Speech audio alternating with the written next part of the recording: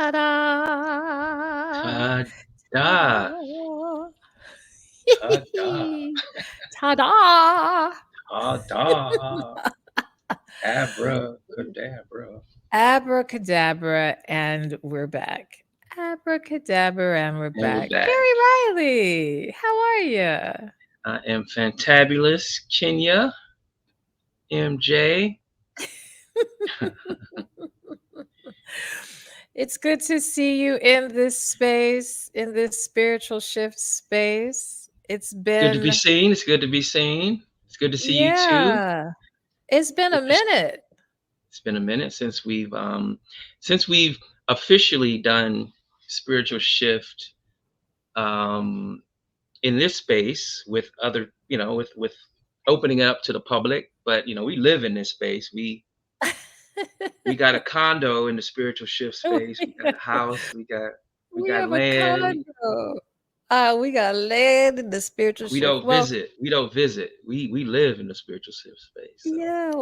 Well, let's just intro real quick, and those who are watching in live time, as well as those who are watching in the future. My name is Kenya. My full name is Kenya McGuire Johnson. Obviously, if you follow me on YouTube, hi, friends. And if you, I think this may be also going on Facebook. So, hi, friends in Facebook. And I have my partner with me, Barry Riley, who is actually going to be the feature today. I'm only going to be up here a couple more minutes, and he's going to really take the stage. And then we're going to come back in community again. But what we wanted to do is first just kind of let you know what is spiritual shift in the just really briefly. But he's going to talk about what you're seeing tick tock, scrolling on the bottom, the historical Jesus or mystical Christ. What does that mean? Oh my God. That title, I was Mary, I was a little scared. I was scared to have that title. why were you so scared? Like I what's was so? scared. It's just some words. It's just some words. Like what are you talking about? Why were you We scared? putting mystical with Christ? What are we doing? What are we doing? But that's Barry's gonna take the lead in talking. And those of you who are watching again, welcome. We'd love for you to put your comments in, say hi to us, say happy Sunday, Super Soul Sunday, blessed Sunday, sacred Sunday. I love Post Sundays. Easter Sunday. Post Post Easter Easter Sunday. Sunday, day before solar eclipse Sunday.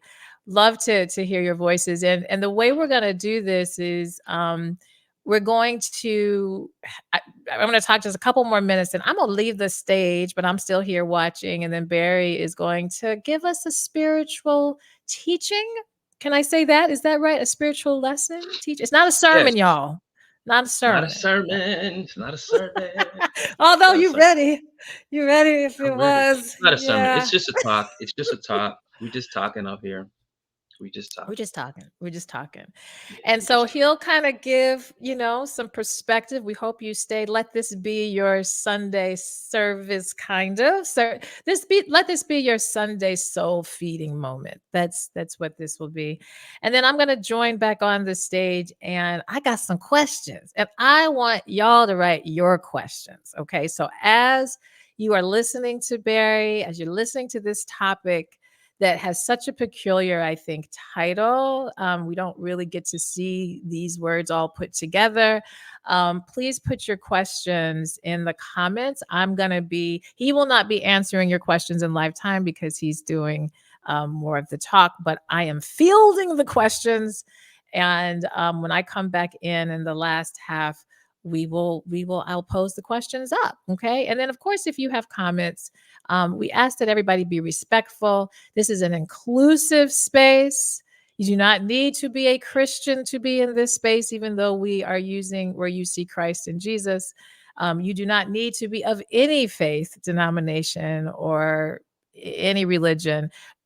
All are welcome. All literally. That's why we're doing spiritual shift. So before I leave the stage, did you want to say anything before you get started, Barry? Anything to Yeah, I just add? wanted to reiterate that it's a friendly space. Um, you know, we do come from a particular perspective, but it's a friendly space. It's an open space. It's a safe space. Um, we are still on the journey. We're still learning. We're still studying. We're still striving for the spiritual goal, and we wanted to really push these things forward so that other people that are also looking to grow, looking to connect with other like-minded individuals had a space to come, had a safe space to come and talk about many things that um, are on your mind, spiritually related to the faith journey, all these types of things. Like I tell people a lot of times, I have way more questions than I do answers. I have way- Right.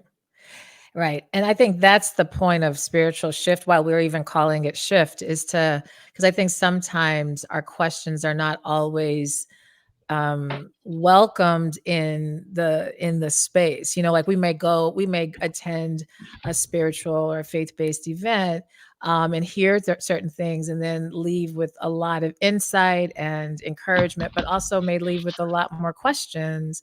And a lot of times we just kind of go home and then try to settle those questions kind of in our minds, which is good.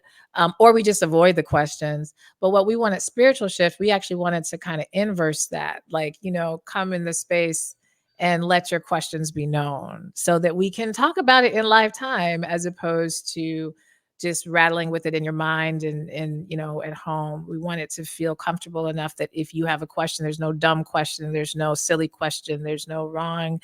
It's a question, it's just a question. So all right. Well, again, I'm excited to hear, because y'all, I haven't heard this teaching. So I know that, you guys at this point know that Barry, is my love. And yes, we spend a lot of time, but I have not heard what he is about to say. So I'm excited just like you. I'm ready to learn. I got my notes, got my notes. And so are you ready for me to hop off the stage? Are you ready, or Yes, you I want me am to? ready. I am ready. All right, I'm in the audience with y'all. So you guys keep staying tuned. Again, please write your questions in the comments as they come, and just understand we'll address them after Barry finishes. He'll talk about 20 minutes or so. And then I'll come back on the stage and I'll make sure we filled your questions. All right, I'm heading off. All righty. All righty. Well, first and foremost, I want to just thank everyone for hanging out with us for a few moments on this beautiful, beautiful, beautiful Sunday morning. It is kind of overcast, but it's still beautiful. For those people that are kind of new to spiritual shift is really about helping people, no matter what their religious or spiritual affiliations are, access and tap into the divine spark within themselves, so that they can create a healthy mind, body, soul. Okay, that's really what spiritual shift is about, and we're pretty serious about that. I do want to take a quick second to talk for a moment about my spiritual origin story. I won't go into the whole shebang of it, the whole story. It's going to be more like a 2-minute version. I go into this way deeper on a couple of videos on the Spiritual Shift channel. So I grew up in Chicago, South Side, deep in the hundreds. My family attended a small evangelical fundamental church, Christian church on the west side of Chicago. And for the most part, my Christian experience growing up, it was amazing. I knew from a young age that I had this thing on me, that many people call a calling. I knew it. I knew I had it. I had imaginary friends. I talked to them. I spent a lot of time in the woods, and it was like I was so connected spiritually. Um, Fast forward, I go to college, graduate from Howard, start working. I'm in DC, Maryland at this time. Was working for this financial services company. I think I worked there for about a year before this calling kind of shows up again in my life, and I ended up resigning from that job with the intention of going back to Chicago to go to seminary, to go to divinity school, to see what this freaking call was all about. So I ended up working for another company for a year to save up some money. It's a publishing company. And then I resigned from that job and started seminary. I enrolled in seminary. I had already been accepted. And for the next 3 years, I was immersed in the study of what seminary is all about, and it kind of transformed me um, completely. By the time I finished graduate school, um, I was completely transformed. I knew that I couldn't go through with my initial goal of becoming a pastor, which is what my goal was. It's like, okay, I'm become a pastor, start a church. But by the time I finished seminary, I was like, I can't, I can't do this. I can't do it. Mostly because I had so many fundamental questions, and in good conscience, I just couldn't go into that type of situation, and I still had questions myself. I did pivot my professional career in another direction that had nothing to do with religion. Um, but I continued to study, I continued to do research into religion and spirituality because I still, like I said, this call, it didn't really go anywhere. I just didn't know what to do with it at the time because I had been a evangelical Christian for all my life up until this point, and I needed to figure out like, okay, what am I supposed to do now? So it took me about 10 years to figure out what was really going on with Christianity and religion and even spirituality, because I had taken a deep dive into all things spiritual. So it took me about 10 years to figure out a lot of that stuff. Then it took me another 10 years probably to figure out, okay, how am I going to explain this to people? Like all this stuff that I'm discovering and finding out. Um, like this is a lot of stuff. And it's very contrary in a lot of sense to what people understand and what they have usually what they're usually taught. Um, it was contrary to what I had believed and what I had taught, but for some, I was feeling like this was the path that I was supposed to be on. So a couple 2 3 years ago, with the help of a variety of people, um, including my love Kenya being one of them, people started encouraging me because we do have a small little community where we talk about a lot of this stuff, and people were like, well, you should really get out there and start talking about this stuff. And I was like, nah, I'm good. But the call that was the what I thought was the Christian call, it never went away to start talking about these things. And that's kind of how we ended up here today. So I do want to thank everyone again for being here. This is a somewhat of a special moment for me because this is my relaunching of my career as a teacher of all things spiritual that started probably over 25 years ago.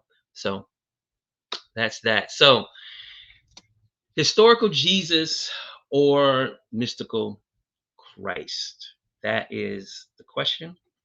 So most of us are familiar with the historical story of Jesus, right? We're kind of familiar with that. This baby boy born of a virgin in a manger in Bethlehem, grew up a carpenter's son, right? Disappeared from the gospel text for over a decade and then returned at age 33 to start his ministry.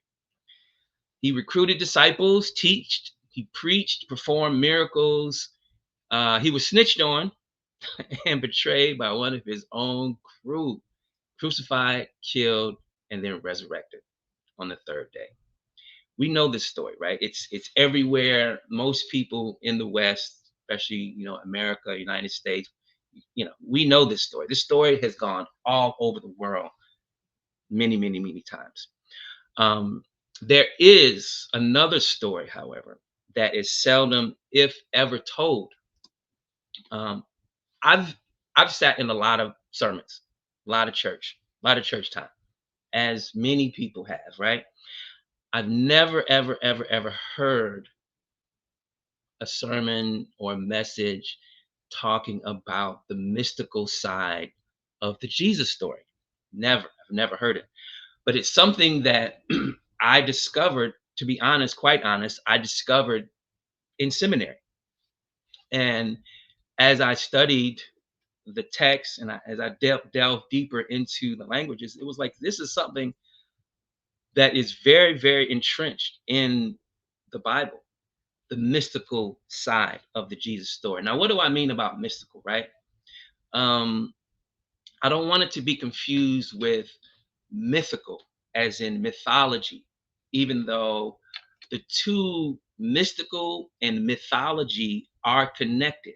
But I don't want you to be confused with the mythical aspects of Jesus's teachings. That's a whole nother conversation. We're talking about mysticism, okay? The belief that direct knowledge of God, spiritual truth, or ultimate reality can be interacted with, attained through direct experience, such as intuition, divine insight, or even a dream. Like some people, was, Chinya was saying that people, when they hear the word mysticism, it's like woo, woo, woo, woo. And it's really not that deep because we experience mystical things every day. If you have a dream, you're having a direct experience with something. Okay. And depending on what the dream is, that determines what the information um, that's coming through you, what that is.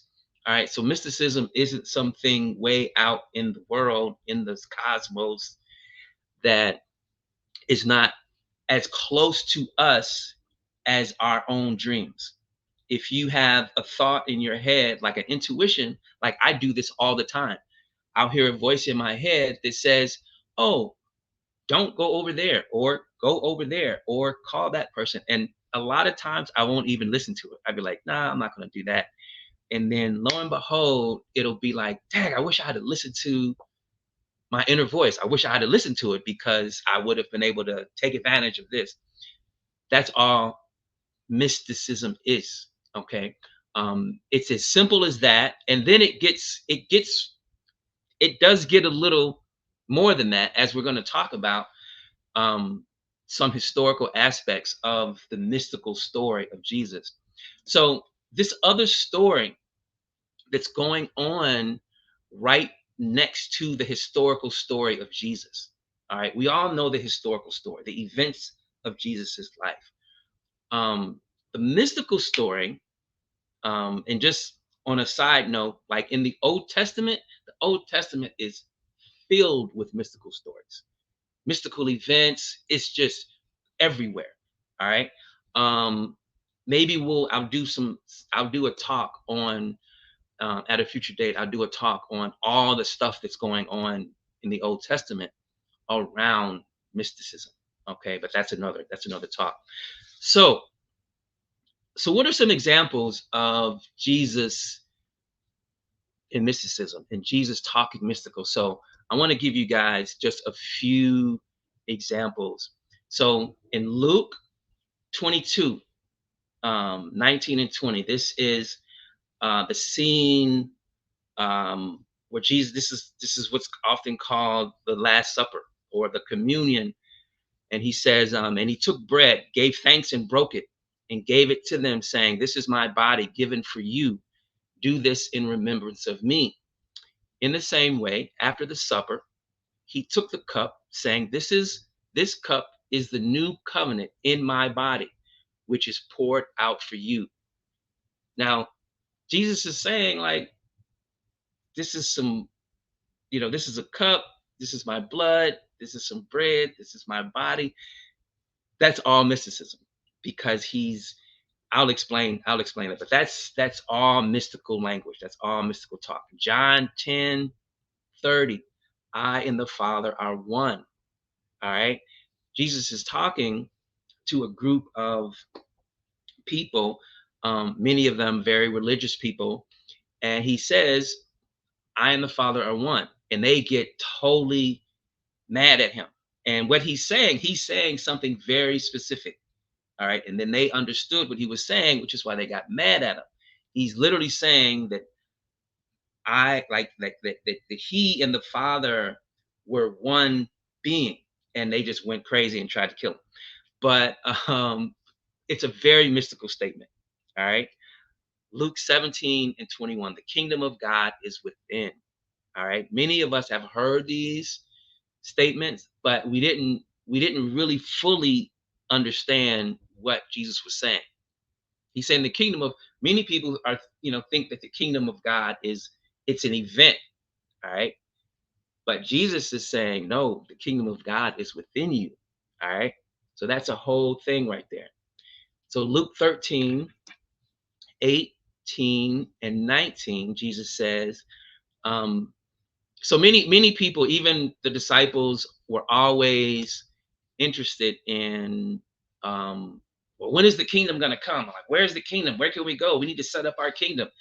And Jesus again would always come back with something just way out there, right? The kingdom. So in Luke 13:18 and 19, he says, the kingdom of God is like a mustard seed. You're like, what? What are you talking about? I thought we were going to have a kingdom, like a real kingdom. Jesus says, no, the kingdom of God is like a mustard seed. All right. So these are just, and there's tons more. I'm just, for the sake of time, I'm just going to go over just a few things. These are all mystical statements that Jesus is saying, that in my opinion are completely, there's a complete other meaning to it that has nothing to do with like an actual historical event. All right. Um, so now what do I mean by mystical story? When I say mystical story, what do I mean? Well, every historical detail of Jesus's life follows a certain narrative and seeks to elucidate and validate the primary Christian message, which is, it can be encapsulated in John 3:16. For God so loved the world, he gave his only begotten son, that whoever believes in him won't die, they'll live forever. All right. Um, now, every pretty much every historical event of Jesus's life is set up to validate that story, that Jesus is the Son of God and that he is the Messiah. All right. And that's fine. That's completely fine. But what I'm saying is that there's a whole mystical story also happening at the same time. So many of the mystical sayings of Jesus in the Bible, as well as the supernatural acts. So you say supernatural acts, what are you talking about? Okay, so people call them miracles. All right. So in Matthew 18:19, um, Jesus is on his way back to the city. He was hungry. All right, many of you all know this story. And there was a fig tree. Like he's walking back, he's going. He's like, "Oh my God, we've been traveling, we've been doing this.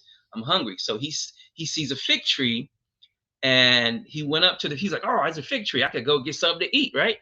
He goes up to the fig tree, and there's nothing on the tree. And then he says to the fig tree, "May you never bear fruit again." And then the fig tree immediately withers and dies. All right. So Jesus is talking to trees, man.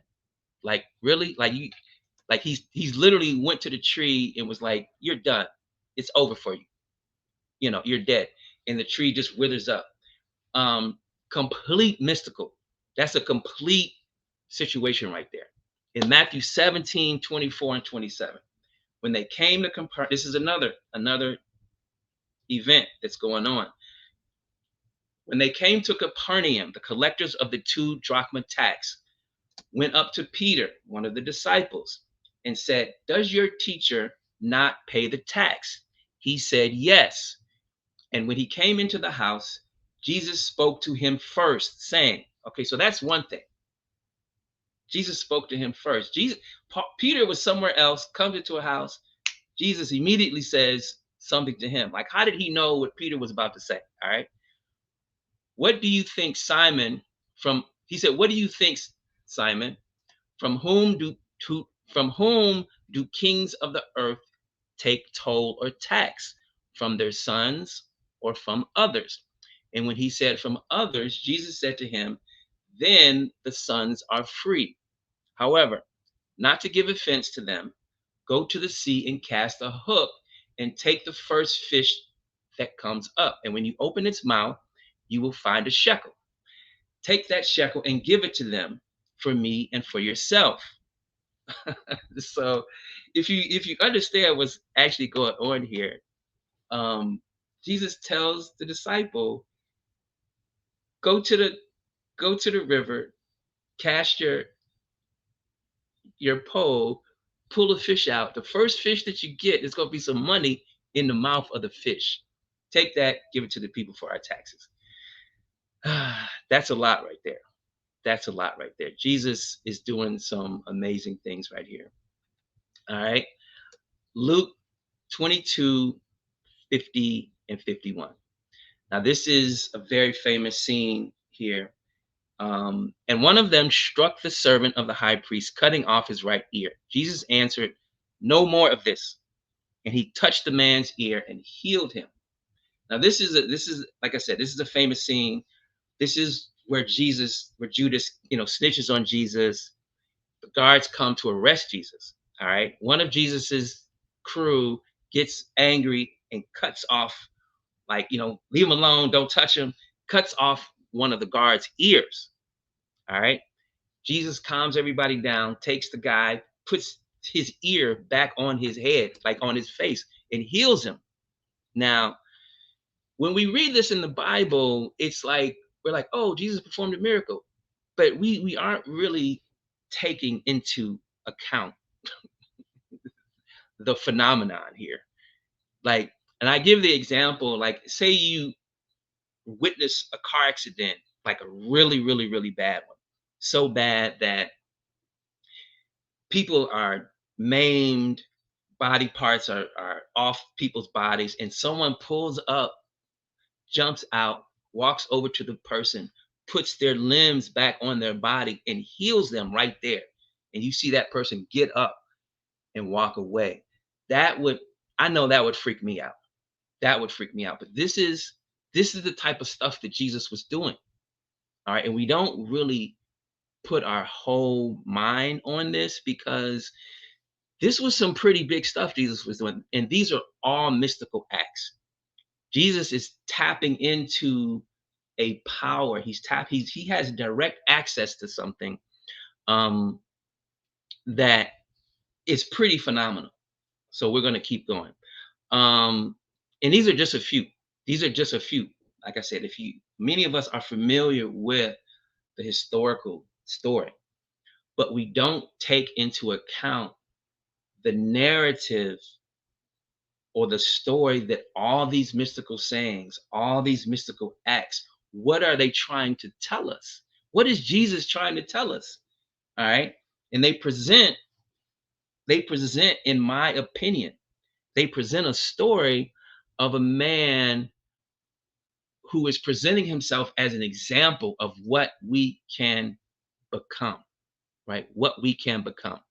This this is the great mystical story that is sitting right beside the historical story of the biblical figure of Jesus.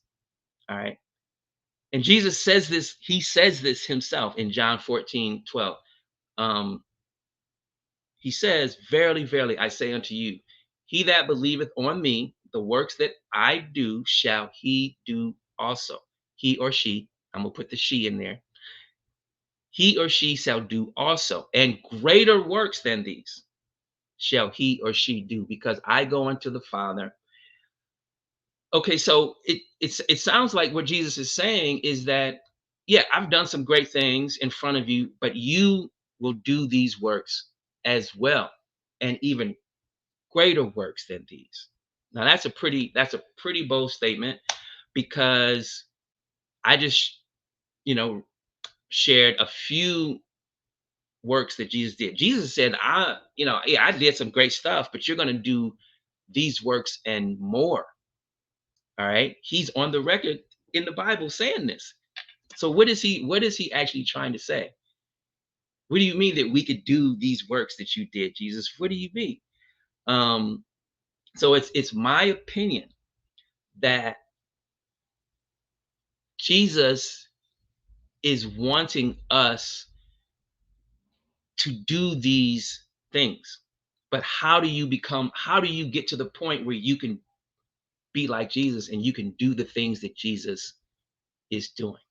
This is the great question I'm presenting in this talk, is that historical Jesus or mystical Christ? All right. The path of the historical Jesus is a great path that someone can take, can choose, and many people do this. They've chosen this path. In my opinion, there's nothing wrong with choosing the historical path, if that's your choice. Um, the Creator has given all of us free will to choose whatever path that we want. All right, that's the great thing. I personally used to be on the path of the historical Jesus, and for a long time, it was beautiful. It was wonderful. It was amazing. I loved what I was learning. I loved what I was doing. Um, it was great, but there came a time on my historical Jesus journey, that I needed more understanding. I wanted to know more. I literally wanted to be like Jesus, you know. But I was like, okay, how can I actually become like Jesus? Like I want to become like Jesus. Going to church, doing all the Christian things, it just wasn't getting it for me because my goal was to literally become like Jesus in my lifetime, you know. And what I discovered over the last 2 decades looking into these things is that it is possible to become like Jesus, not become Jesus. I'm not saying you can become Jesus. That's not what I'm saying. I'm saying you can become like Jesus. But that path is a very different path than the path of the historical Jesus. It's the path of the mystical Jesus or the mystical Christ. That this is the narrative I believe that the Jesus story is trying to get us to see. The story of the historical Jesus says that all the great supernatural works that Jesus did, his death, his resurrection, was to prove that Jesus was the only begotten Son of God and that he died for our sins. And then if you believe that, you won't go to hell and you'll go to heaven and live forever. And that's actually perfectly fine. Like I said before, to believe that, you have the choice to walk that path, and there's nothing wrong with that. If that's what you choose, and you can choose that. But if you think that there's more to the story, um, and there is a lot more to um, the story of the historical Jesus, as taught by traditional Christianity, is like a little, it's like a little pebble, um, of sand on a beach, but the larger story is like all the sand on all the beaches in all the world. That's the largest story. That's how big the story is.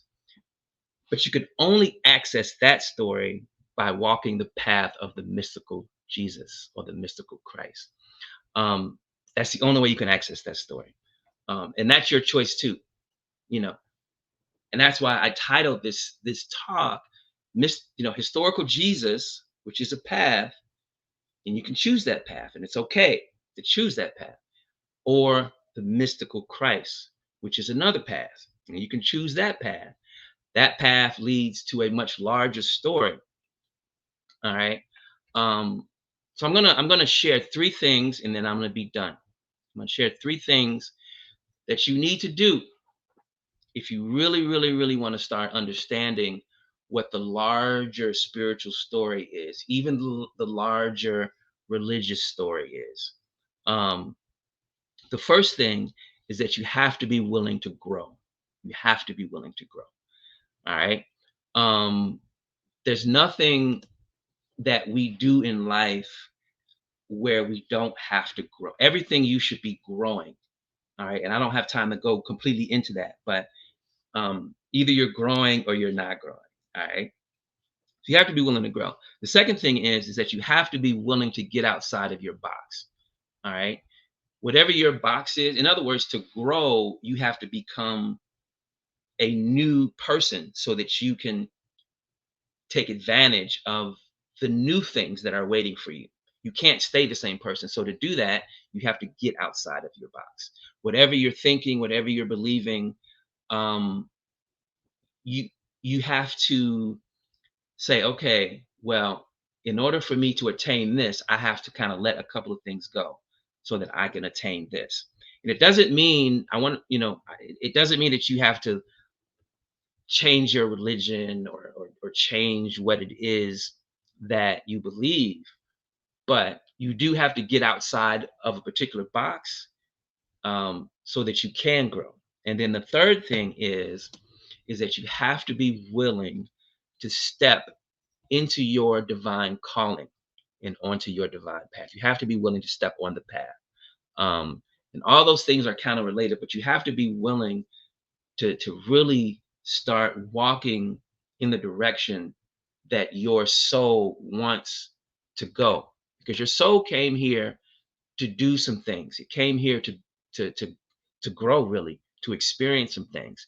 And um in order to do that, you have to really consciously say, I'm going to put myself on this path, in this direction, so that I can grow, that I can step outside of my box, because I know that God has something for me on this path. So, with that, I want to thank you guys for listening and know that I love you and that love is the way. All right. Thank you. All right, we're don't leave, guys, because that was the first half. Let's clap. And then we're supposed to, this is not a sermon, so I'm not going to have the organ and the music, but maybe I should put some background music, but just because I love I music. don't know. Thank you so much for that. There was a lot that was shared, and there's a lot of I was jotting down a myriad of questions. Actually, I do want to be able to share. You have a message up here from Maja, so I'm gonna show your message here. Um, Barry, it's awesome that you're teaching about mystic Jesus, Yeshu. Love this essence or this essential. I'm not sure if there this A message. scene, love this, a Yeah. scenes message. Oh, I don't know that word. See, hi, Yeah. Maja. So the Yeah. Can Essenes you? were, Yeah. Tell us what the yeah, Essenes is. yeah. Yeah.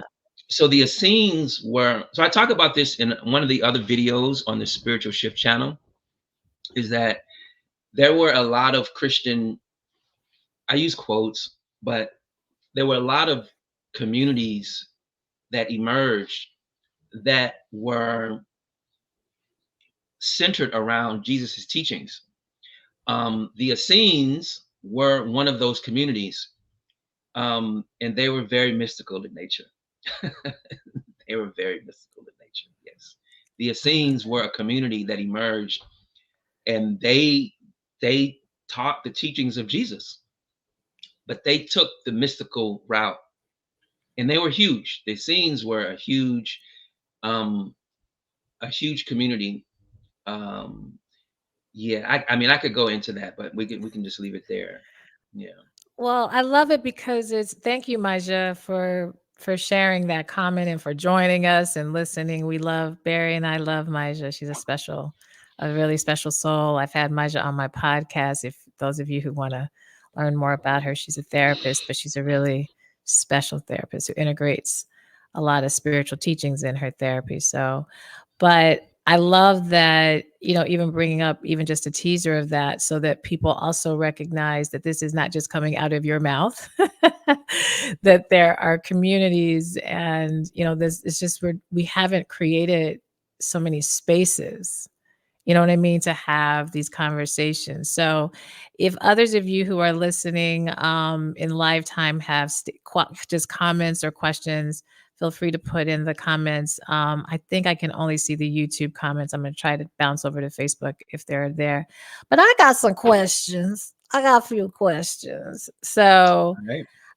I think, and I think you did explain the difference. I can't wait to hear more about the mythical versus the mystical, because I think that's another thing that gets really confused, is that we will kind of say mystical but be thinking about mythical, therefore thinking not real or kind of a myth. Mhm. But my question is, why is mysticism even important then? Because to suggest following a mystical Christ means you have to value mysticism. So, or some type of mystic idea. In your opinion, what is the importance or the value of that? Mhm. So I like to always start like with questions like that. That's a good question. Thank you for the question. Mysticism is just a word. It's just a word that describes and is trying to get at an actual, um, to get at something that a lot of times you can't put words on it. So we say, oh, it's mysticism. It's mystic. All right. So the reason that it's important, and we talked about this a little bit before we started this session today, is that we come in as children very, like when you see a child, or when you experience a child, or when you see a movie and a child has these imaginary friends and they're talking to people that aren't there, like we come in like that, like we're born like that. All right. So we come in connected to the unseen world. In mysticism, everything in the seen world comes from the unseen world. When we stretch out our hands and we pray, we are looking to impact, influence the unseen world so that we can have some type of benefit in the seen world, the physical world. So the reason why mysticism is important is that it gives you access to that unseen world, which is a lot of what we are looking to do. Like everyone wants to manifest something, right? You want something in your life. Where you have to manifest that, you have to go to the unseen world to get it and to bring it Mm, into the seen world. Okay. mm, So when people back away from mysticism, it's like you're getting caught up in just the word and what mm, people have probably put in a bucket and mm, gave it to you and said, this is mysticism. This is, I don't know if you want this because this is this and this. And that's not necessarily what it is. It's tapping into the unseen world, um, to bring you something. When you have a dream, you're tapping into the unseen world. And it's like, I had a dream about this, and this. So now you may know to do something or not do something in your actual life. mm. Does that make sense? Mhm.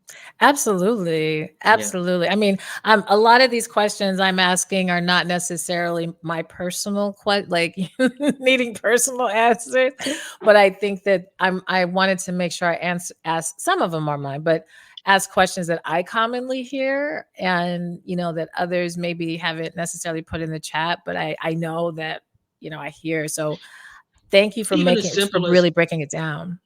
even as simple as intuition, even as simple as tapping into your intuition more, because your what we call your higher self or your soul knows way more than our physical mind or brain, and it's telling us how to move and how to be and what to do and where to go and who to talk to You know what I'm saying?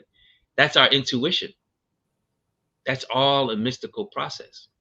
Tapping into that, like listening to like your inner voice.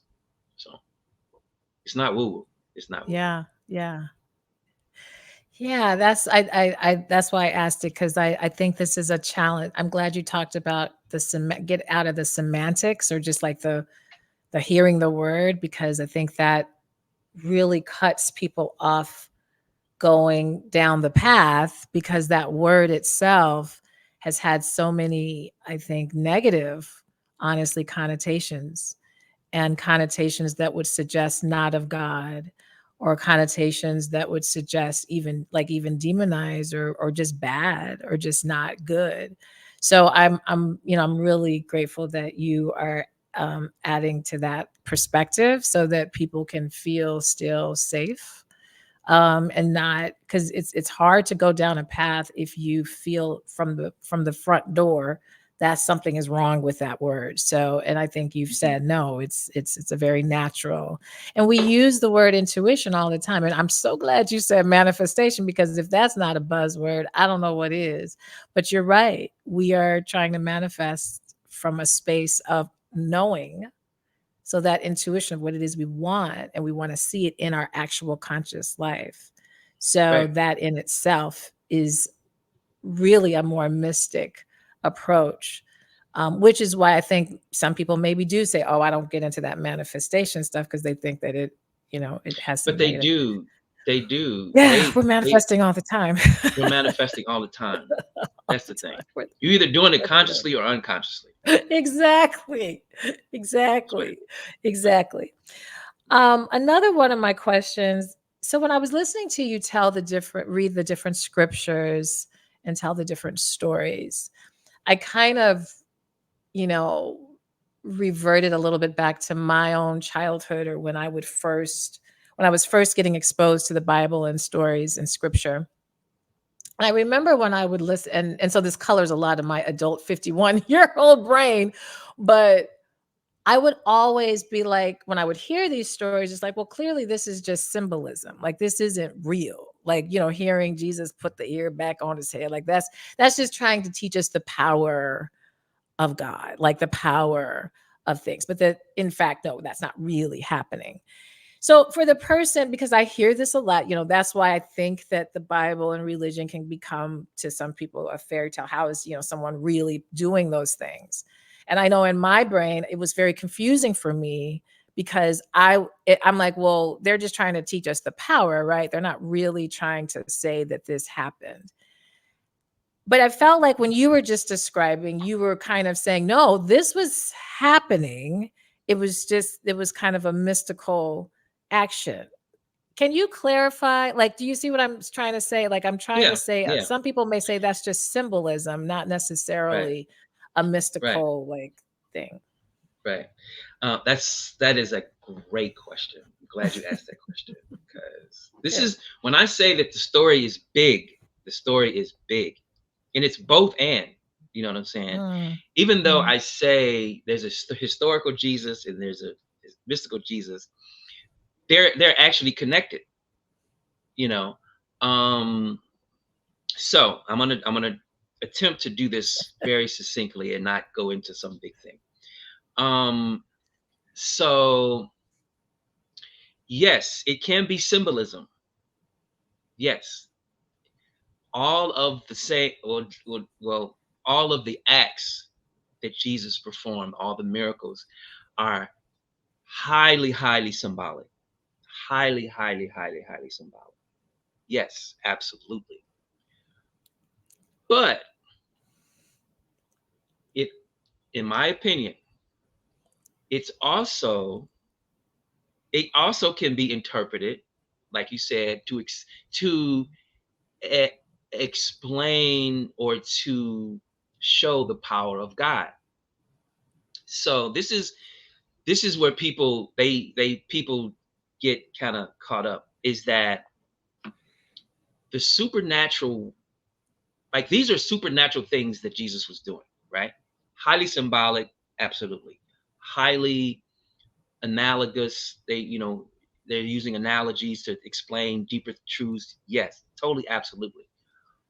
But at the same time, if you in my opinion, Jesus was actually doing those things, in Mm, my opinion. okay. Mostly because, and there's like I was telling you, like I was saying in the talk, there's a lot of this in the Old Testament. It's just everywhere, right? Okay. Yeah. What makes what made people back then and what makes people today really take notice is like, what did they do? Is what just happened? Is if someone does something supernatural. It's just like, oh, they just did something. And it's like in our society today, and unless it's of a certain level, people really don't pay attention to it. It's like, oh, I've seen that. I've seen that before. I've seen that before. So the fact that Jesus was doing these things, in my opinion, the fact that he was doing those things, it got people's attention. And even in the text, he says, if you don't believe me, just believe what you saw me do. Mm, Even if you don't believe what the words that are coming out of my mouth, you just saw me do this, right? And even today, today, if we saw people doing the things that Jesus did, people wouldn't even know how to take it. mm, They wouldn't, unless you had a mystical mind where you understood like people can actually do these things. mm, People can mhm, actually do these things. mhm. And that's, I'm trying to not say certain things because the people say like people read this stuff that Jesus did. They read it. Oh, Jesus did all this stuff. But if they saw someone doing those same things today, it would be like, oh, what's going on? It would freak them out. Now, why is it that it would freak them out when you read in the Bible that Jesus was doing this stuff? So Right. that's really where my position is. I think yes, highly symbolic, Mhm. highly analogy. There's symbolism. There's all kinds of information inside of those supernatural events that we need to talk about and unpack. Um, but yes, I think he was doing those things. Yeah. Because there's a lot of different ways to get to some symbology. You know what I'm saying? Right. Why do some supernatural act? So Well, I hope that answers your Maja question. just, yeah, no, I want to put up, Maja put in the comments, I'm going to put up on the screen. And this is coming from, I believe, John 4:48, because she also put this in the comments. Unless you people see signs and wonders, you simply will not believe. Absolutely, Is that, yeah, absolutely, and that's yeah, the thing. And I totally agree. And that's why people and then it's not like they're gonna fall on one side or the other. Some people are gonna say, "Oh, that's the devil," right. because Well, people in the scriptures told Jesus, "Oh, he does these works because he's in league with the devil." They said that in the scriptures. So you're right, either gonna fall, and this isn't me saying this. That's in the text. right, Jesus was doing all of these things, and some people was like, "Oh, he's working with the devil." right, And Jesus was like, "I just said I am of the Father. How am I of the devil now?" right. So people Well, are I going to mean, fall wherever they fall. They're going to fall wherever they fall, they fall where they either on the fall. And side of God or on the side of you know the devil well, or whatever. I mean, I think this is why we're doing spiritual shifts, and I only have one more quick question, because we're getting to our hour point, and I want people to go and enjoy their Sundays, and we appreciate those of you who have stayed right in tune watching live, and our future people for watching through. But this last question kind of segues, when we talk about prophets, like I feel like in certain denominations, in order for you to do those Jesus like mystical things, you have to have a title. You have to be called a prophet. Because if you and I, and if you're not called that, then you don't have license to that. I'm not saying that's true. I'm just saying that's kind of how I interpret it. What are your thoughts about when people say, we'll use language like, well, a prophet told, but in the same breath, don't feel like they can access the same because they don't have the title of prophet? You know what I mean? Like, do Right. you need, is that, I don't know. I don't know what my question is, but sometimes that bothers me because it feels like we're only Right. relegating certain entities to have the ability to maybe Right. heal or see or talk about things. Right. Well, I'm a little stringent with this, and it's not just me. It's really, so I'm gonna push the boundary here, since this is Okay. the last question. So I'm This is gonna the push the last, this is it. And then we're going to let people know how boundary. they can stay connected because this is the Right. point of I'm gonna push spiritual the boundary. shift. Yes. And we're going I'm to gonna help right. do the two to do things that you said, to the three things. But anyway, go ahead Yeah. real I'm gonna quick. push the boundary. So there are spiritual systems here. In the Christianity is not the real root where Jesus was coming from, like his where I believe he was really coming from is right in line with all of the ancient teachings, all of the ancient spiritual systems. Jesus was not, he didn't diverge from that. People took his teachings and then did some other stuff with them. All right. That, and this is true in the Old Testament too. And this is true today with certain spiritual systems. Unless you can do certain things spiritually, unless you can prove that you can do and accomplish certain things spiritually, you can't call yourself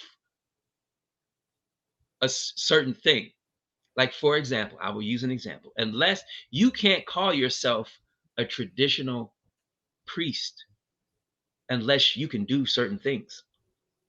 That's the way it is today, and that's the way it's been since as far as you can go back. You understand what I'm saying? I So do. these supernatural things that Jesus was doing, he's in line with, like, I am who I say I am because I can do these things. If you Right. can't do these things, you can't call yourself. Like, if you say you're a prophet, then you need to do what prophets do. And it needs to, if you say something's going to happen, it needs to happen exactly the way you Right. said it was going to happen. Right. Otherwise, Well, you're I not a guess prophet. I You're like a new version of a prophet or something. Like, I don't know. But if you well, I say that you're guess a prophet in the line of the ancient prophets, then right. let's look at what they were doing. Right. They're gonna I say, like, this think is gonna happen. This, go ahead, go ahead, go ahead, I think my go ahead. question, and this is only because we're like, oh my God, it's 11. So we're get ready to get off. But and we'll have to put a pin in this and come back to this because I think my question is a little bit deeper in that how do we then access our own power of intuition, of healing, of movement, of growth? Is there elements, if we're following the mysticism, and we want to follow maybe even more of the ancient traditions, is there a certain, and I agree, becoming a priestess or this, there's kind of an ordainment, there's a ritualistic, there's a whole process by which you are granted, that that title, I guess, and then therefore be of service in that, because of your training, your expertise, your experience, those things. I think my question, and we'll come back to this, is those of us who don't necessarily have those titles, but we want to still have really abundant, powerful lives, and we want to experience, healing in beautiful ways. You know, eh, how much of that can we access internally versus really All of it, needing? Yeah, all of it, exactly. all of it. That's a Yeah, whole. That's a bad question just at an because you don't hour have the because title, just because you don't have the title doesn't mean that you can't access all of those abilities and all of those yeah, teachings and all of those yeah, things. It doesn't mean yeah, that you can access those things. yeah. Absolutely. Absolutely. Well, this is, as you all see, I hope you guys enjoyed this. I want to put on the scroll, though, ways you can get in touch. Okay. So there is an email, spiritual shift 33 at Gmail. We're just beginning really growing this community. We had done Spiritual Shift about a year and a half, 2 years ago, and we were just trying to just kind of fill it out, get an idea. It kind of the idea started on Clubhouse when Clubhouse was around, because you were hearing so many different rooms and topics around spirituality. We were right in the middle of COVID. Lots of people had time to contemplate, and then we brought it over to YouTube, and then we kind of put a pause on it, but only a pause, like Barry said to y'all. Me and Barry talk about this all day. Okay, so this is our lives, right? So now, as Barry mentioned, he is launching his career and really pushing, having more of these conversations, but doing it in community, having spiritual retreats, having, immersive retreats, having events, having live streams where we incorporate yoga, meditation, a lot of other things. So there's a lot more to come. And if this really resonated for you, and you really feel like, you want to tap more into this type of conversation, please email us at spiritualshift33@gmail. So we're starting to keep emails. So when we have events coming up, announcements, anything, we're building the email list.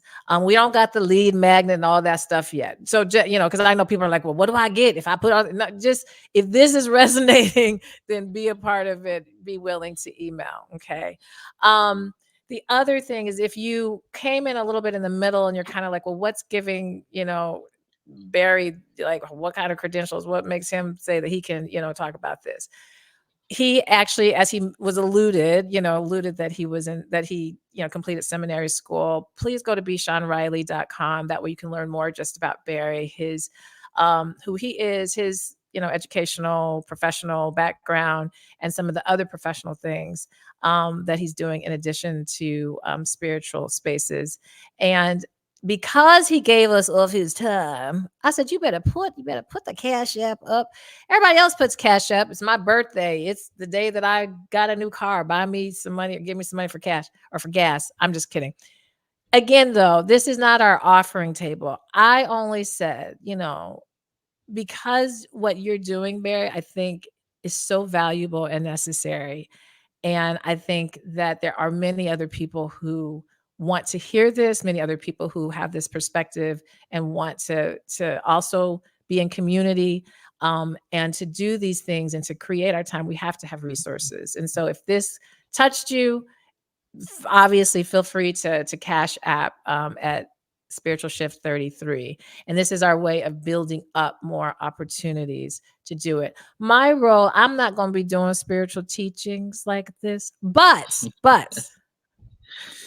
I definitely, I think if there's anything that I'm doing teaching more about is astrology, which is a tool. It's not a religion. It's a tool. It's a modality to get to a lot of what Barry is saying in terms of the growth, in terms of being outside of the box. And then the third thing I wrote, and then to step into your divine calling, particularly step into your divine calling. I think astrology is a beautiful tool to help give you the courage to accept the truth of who you are, in all your messiness and all your glory. So feel free to Cash App if this just felt like this, this is something that resonated for you and that you want to be of support. So we will be back. Can you tell the audience, Barry, a little bit about how is this going to move forward from today? Today was kind of our launch day. What can they Right. expect? Yeah. So every Sunday, I'm gonna post a video. It won't be every Sunday. Won't be live, no. But there'll be a video on a new video every Sunday on the Spiritual Shift channel. We have a few videos up there already, and then every Sunday there's going to be a video, a new something up there. And then It's Spiritual Shift 33 is the YouTube channel too, right? That's the actual um, Spiritual Shift. Or do we 33, want yeah, to put it Spiritual on Shift. this one? Yeah, the YouTube channel is Spiritual Shift 33. Okay. Yeah, I'm and going to step off the then stage for just a moment, but keep talking.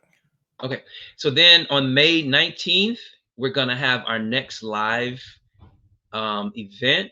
We're gonna have guided meditation. We're gonna have yoga. We're gonna have yoga. I'm gonna do another live talk, um, and then we're gonna do a discussion afterwards as well. So that's gonna be a really great event because one of the guided meditation, two, we're gonna do yoga live virtually. Um, an amazing teacher, Anais, is going to bless us with her gift of yoga. So that's going to be May 19th, and it will be again at 10 a.m. But we're gonna, if you, like I said, if you connect, send us your email, then you'll get the announcement for that on May 19th to participate in that. And like Kenya said, I mean, if you definitely want to support what we're doing, the Cash App is very, much appreciated at Cash App, $ spiritual shift 33. And that, all those donations go to helping us do like the event in May with the yoga and this in the guided meditation. It's literally going to help build the community. So I just wanted to mention those things. So Yeah, we have it is a little after the hour, and we have had a lot of good conversation. We've had a lot of good questions. Um, I absolutely, c- absolutely. I can't see the questions if there were any. We wanna. I think I think we're past the that was hour. Yeah. all. Yeah, we're past the hour. I will say that's the spiritual shift, and we may. I some Sundays they may also be here on my channel. Just as we're still trying to grow, but please head over and make sure you subscribe to Spiritual Shift 33, so that that's growing. And I won't always be hosting. I think these types of live talks, though, the pre-recorded are live more at the Spiritual Shift 33, but the live streams will definitely be more probably from here until that YouTube channel grows up. YouTube doesn't just let anybody, that you got to grow a channel before they let you kind of do live streams on it. So that is it. So yeah, this has been fun. Thank you again, Barry, and congratulations in launching this and doing what your soul calling, no matter what, no matter who is watching. This is about, when that mustard seed, like the kingdom within, like that, feeding that, and Yeah. where it resonates, it will. I think it's going to resonate very far as you continue this journey. That's my biased opinion. Yeah. I But mean, yeah, my mantra is I'm just here to spit it to you. It's like I've done my job. I've spit it, yeah, I've told it. And then the universe and God has, they do their job. they do their you know, job. They you do do their your job. job, universe and God, they do their job. They do their job. That's how I So feel. awesome.